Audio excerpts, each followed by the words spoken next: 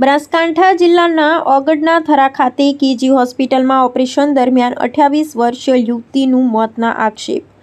માંડલાના ગરીબ ઠાકોર પરિવારની દીકરીની ઓપરેશન દરમિયાન મોતના લાગ્યા આરોપ।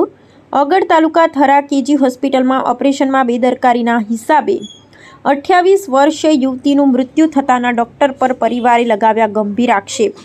સરકારશ્રીના ગરીબ પરિવારોની પરિસ્થિતિને ધ્યાનમાં રાખી આમ પ્રજાને મદદ માટે વિવિધ યોજનાઓ દ્વારા સારવાર કરાવી શકે તેવા મા કાર્ડ, આયુષ્યમાન કાર્ડ જેવા અભિગમોને કારણે પોતાના રોટલા શેકવા ગ્રામ્ય વિસ્તારમાં હાટડીઓ ખોલી બેઠેલાઓના સંપર્ક કરી લાગવગને કારણે કેટલાય પરિવારે આવા અનુભવો વેઠ્યા હોવાનું લોકોમાં ચર્ચાઈ રહ્યું છે।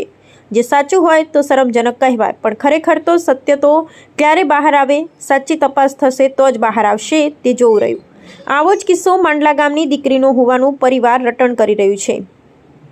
ઓગડ તાલુકાના માંડલા ગામની મહિલાનું ઓપરેશન દરમિયાન મોત નીપજ્યુંના પરિવારજનોના થરા ખાતે આવેલ કેજી હોસ્પિટલ ઉપર આરોપ લાગ્યો છે। દર્દી ભારતીબેન ગણેશભાઈ ઠાકોરને તારીખ 16/4/2024ના સવારે અંદાજિત 10 વાગે થરા ખાતે આવેલ કેજી હોસ્પિટલમાં દાખલ કરવામાં આવ્યા હતા। ત્યારે આજ રોજ તારીખ 17/4/2024ના સવારે 10 વાગે મહિલાને ઓપરેશન ચાલુ કરવામાં આવ્યું હતું, જેમાં ચાલુ ઓપરેશન દરમિયાન તાત્કાલિક તબિયત વધુ બગડતા તાત્કાલિક બીજા દવાખાને લઈ જવા માટે રજા આપવામાં આવી હતી, જેમાં ડોક્ટર દ્વારા જણાવવામાં આવ્યું હતું કે વધુ સારવાર માટે બીજા દવાખાને લઈ જવા માટે પરિવારજનોને જણાવ્યું હતું।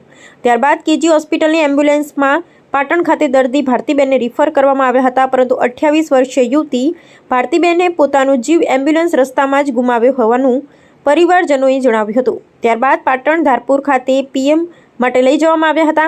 પરિવારજનોએ થરા ખાતે આવેલ કેજી હોસ્પિટલમાં ડોક્ટર દ્વારા ઓપરેશન દરમિયાન ગંભીર બેદરકારીથી મોત નીપજ્યું હોવાનું જણાવ્યું હતું, જે પાટણ ધારપુર પોલીસ ચોકી દ્વારા થરા પોલીસ મથક ખાતે જાણ કરતા થરા પોલીસ ધારપુર ખાતે આવી આગળની તપાસની કાર્યવાહીની શરૂઆત કરવામાં આવી છે।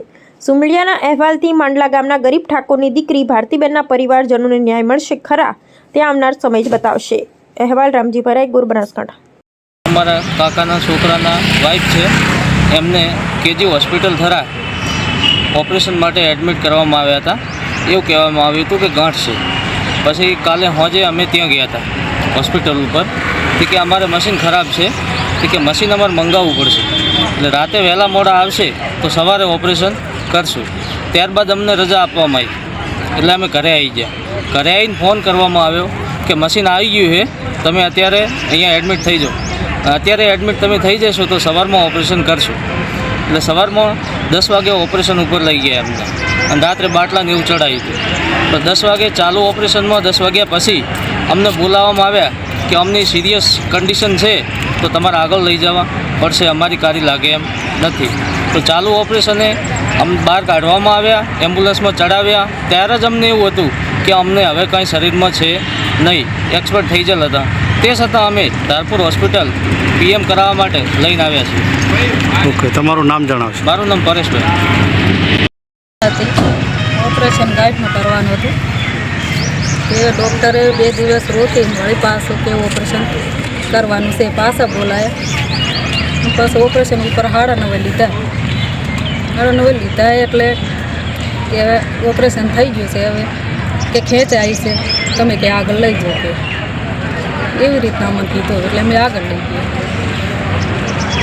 તમારો શું સંબંધ થાય છે? મારી બેન છે। તમારું નામ? નીતાબેન।